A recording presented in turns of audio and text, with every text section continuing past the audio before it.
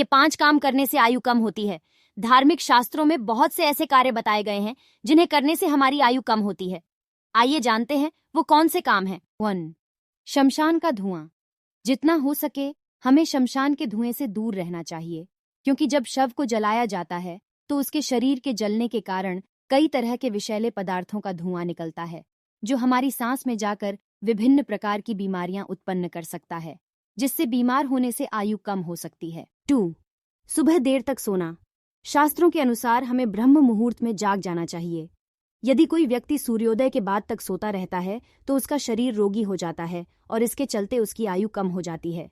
इसीलिए यदि ब्रह्म मुहूर्त में नहीं तो कम से कम सूर्योदय के पहले जरूर जाग जाना चाहिए और खुली हवा में घूमना चाहिए। खुली हवा में घूमने से स्वास्थ्य अच्छा रहता है। 3. रात में दही खाना।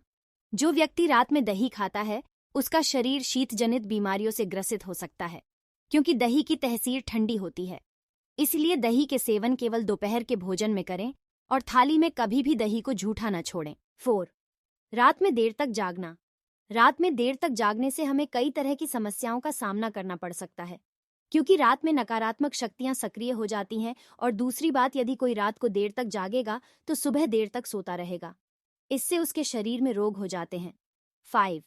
भोजन के तुरंत बाद जल पीना। भोजन के तुरंत बाद हमें ज्यादा मात्रा में जल नहीं पीना चाहिए। हो सके तो जल बिल्कुल न पिएं।